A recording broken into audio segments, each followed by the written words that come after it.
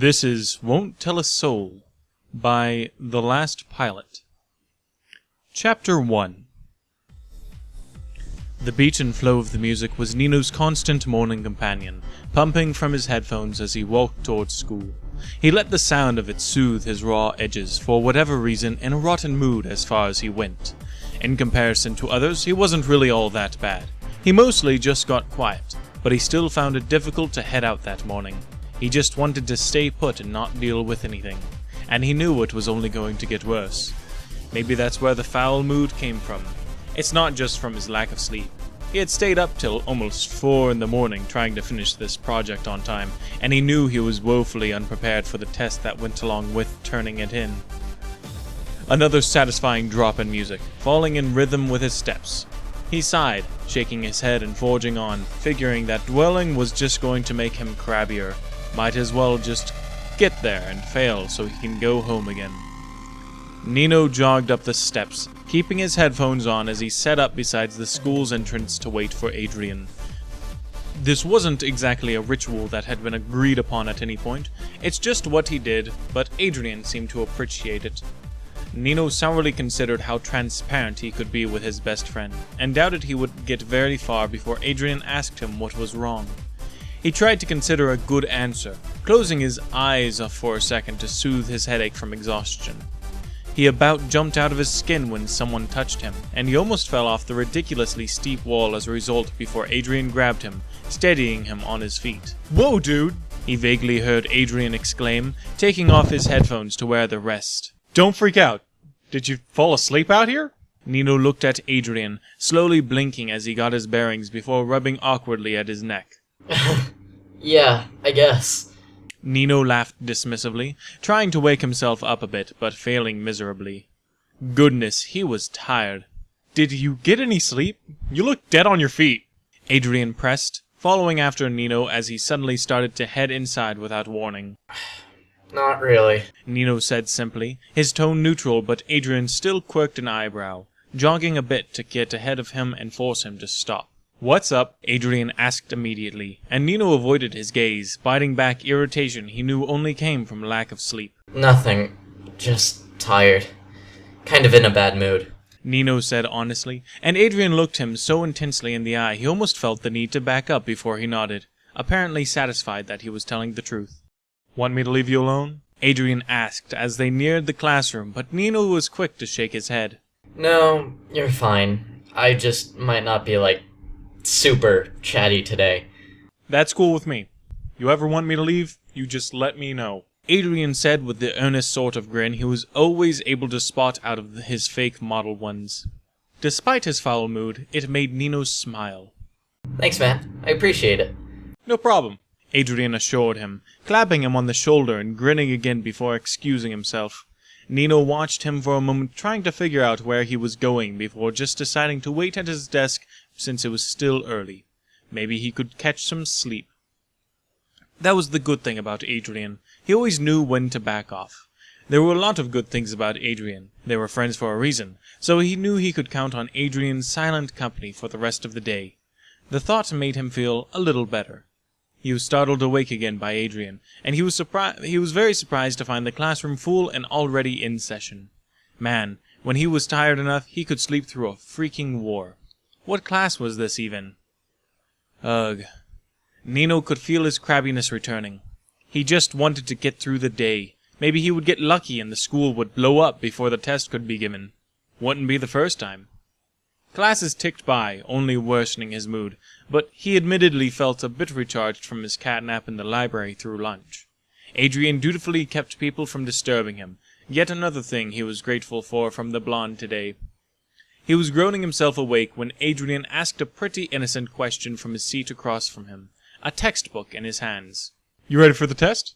he said simply, jumping slightly when Nino banged his head into the tabletop, his hat getting knocked off. "I'll take that as a no," Adrien asked, looking down at Nino skeptically as he softly pounded his head again and again. I'm gonna fail. Nino sighed, grimacing dramatically at nothing. "You'll be fine, dude," Adrien reassured him, leaning back in his chair with a half-smile on his face. Did he always look like he was posing? Nino was starting to think yes. No, not fine. Nino muttered, taking his cap and shielding his eyes from the harsh light of the waking world. Dead, actually.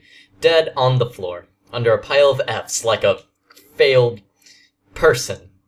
Failure, that's the word I was looking for. Adrien's laugh was loud before he cut it off, snickering as quietly as he could into his hand. Nino peeked up at him with a frown from beneath his shield, his eyes falling to their literature textbook in his grasp. I'm assuming you're going to ace it then. Nino muttered. Adrien took a second to collect himself before saying, "Maybe, mostly 'cause I took lunchtime to study instead of drool on table." I don't drool. Nino protested, his eyes glancing down just to double-check, which made Adrien laugh again. "Here," Adrien said suddenly, closing the book and sliding it over to his friend. "We have like 3 more minutes. Might as well cram." Nino glared at the book for a second before sighing and sitting up, flipping aimlessly through the text. Nino looked at it for another minute before his pounding headache made him sigh and close it again. Is it too much to hope for some crazy supervillain to disrupt school again and cancel classes for the day? He mumbled mostly to himself, but he caught Adrien's questioning and slightly amused expression. "Are you seriously banking on the school getting shut down by an Akuma attack just because you don't want to take a test?" Not everyone has as bad of luck as you. Nino retorted weakly, looking down at the closed textbook. Maybe I'll get lucky. Adrien chuckled, shaking his head in his stupid perfect hair. "Well, I say bet on the textbook, but maybe that's just me." And just then, quite literally out of nowhere, the ground shook violently in time with the sound of a large explosion and a chorus of terrified screams. Adrien and Nino's eyes both shot wide, the friends staring at each other for a second before Nino started to laugh from a combination of disbelief and fear. You were saying? Nino panicked laughed, and Adrien scolded him crossly. "The school is under attack! Don't laugh, Nino!" Sorry, but what are the chances? Nino cackled again, before they both turned sharply at the sound of more screams and Nino gulped nervously. Okay, well, maybe my silver lining can wait. "You think?" Adrien shouted, suddenly on his feet with an intensely focused look on his face. "Stay here and stay out of sight." Wait, where are you going? Nino shouted after his friend, who was all at once sprinting for the library's entrance. There was another loud explosion, and Nino looked at his best friend running headlong into danger. "Stay out of sight, Nino!" Adrien shouted over his shoulder before he was gone, sprinting through a terrified crowd of students. What the hell? What the hell, does he have a death wish? Nino screamed to himself, ducking underneath the table. He was positive Ladybug and Chat Noir should show up and save the day like they always did, but that didn't mean Adrien could be so reckless. Nino knew how these things usually went for him. When the city was attacked, he would hide like everyone else and wait for their heroes to save him, but his mind flashed to that fearless look of determination Adrien had just before running towards the attack site. He didn't get freaked out. He didn't panic or cower, ever. Nino couldn't think of a single time he had ever seen him hiding during a Akuma attack. Was he just out there evacuating people? Nino cared about his friends too, a lot. He'd do anything for them. But when an attack happened, he was always worried about them, and he never ran out to find them. Not like Adrien did. Another explosion shook the ground, and he screwed his eyes shut, shaking from fear beneath the table. But to be honest, he wasn't really scared of the Akuma. He was scared Adrien was going to get hurt. Brave was one thing, but stupid was another, and the more he thought about it, the more he didn't know where his friends were. Were they scared? Were they hiding? Had they made it out of the school? Was he seriously just going to wait to find out? Adrien was out there in the battlefield like an idiot, and Nino kept thinking about all the amazing things Adrien had done for him that day. All that things that reminded him why they were always so close. And there was just no way in hell he was going to let himself get himself killed. Nino was sprinting from the library before he really decided to leave, already running through the school and dodging throngs of terrified students and faculty. There wasn't any fire he could see, but the ground kept shaking time and time again, almost knocking him off his feet. He was scared, terrified, but he had to find his friends. He wasn't leaving the school without them. He paused at the corner of a hallway that led to the main courtyard, and by the sound of things, that's where the baddie was. But his best shot of getting to his classroom, where Marinette and Alia were likely to be stuck, was to get out in that courtyard and up the stairs. His knees were shaking at the idea. His very confidence was breaking when the ground shook violently again, but he grit his teeth. He wondered if he had that same look of determination in his eyes. He turned the corner and sprinted for the stairs in one motion, the action of the fight visible in his peripheral, but he didn't turn. He made it to the steps and started his ascent when he heard a sassy quip that could only be Cat Noir, and hearing it made him laugh aloud in anxious relief. At least one of his heroes was here, already on the scene, but it looked like he was alone. When he made it to the top, he dared to look down for a second, seeing some crazy drill lady. He couldn't even explain it, but that was probably what all the shaking was from. And there was Cat Noir, standing firm with a cocky grin, leaning on his staff. But no Ladybug. Where was she? Nino shook his head, refocusing himself and turning to face his classroom, when suddenly he saw the door open. It was Marinette, looking back into the room, almost as if she was checking if anyone saw her leave, and shutting the door quietly. Marinette! He shouted, the whole length of the hall between them, combined with the explosive fighting beneath them, drowning out his voice. Her back was to him, and suddenly she was running away from the safety of the classroom and down the hall away from him. What the hell? Nino said aloud again, groaning and grabbing his head in frustration before taking off after her. Why were his friends not just staying put? Adrien was one to talk about him staying safe. All of his friends seemed to be running towards danger. Nino kept shouting her name, trying to catch up to her, always just one turn behind her as she ran into the deep and now mostly deserted parts of the school. She didn't hear him though, but his determination to make sure she stayed hidden drove him forward. He wasn't going to let any of his friends get hurt, because he was too scared to protect them. He turned a final corner, grinning in relief when he saw Marinette crouched mostly out of sight with her back to him. He was about to speak, and there would have been many times where he would wonder what would be different if he had. If he had gotten there a second sooner, he would have never caught her crouching and surprised her, and nothing would have changed. If he had gotten there a second later, she wouldn't even have been there, but rather someone else, and nothing would have changed. But quite by chance, Nino arrived exactly when he did, his words catching on his tongue as he watched a sudden flurry of bright red flashing light consume his friend. The only people in that hallway had been himself and Marinette Duping-Sheng, but now he stood still, completely frozen, as Ladybug stood in her place. His mouth had dropped open, staring at the superhero in complete and utter disbelief. Every other function of his brain had stopped working besides the one that was now looping the phrase. Marinette is Ladybug. 1,000 times over in the space of a second. He sensed when she turned, horror crossing her face as she saw him standing there, so pale and freaked out that there was no way he hadn't seen what she really hoped he hadn't seen. Because he had absolutely seen. Oh my gosh, she whispered, her eyes wide in shock. Oh my god. Nino echoed, his hands balling up into fists and his arms curling close to his chest. oh my gosh! Ladybug screamed, grabbing roughly at her pigtails, pulling a ridiculous expression of terror only Marinette could manage.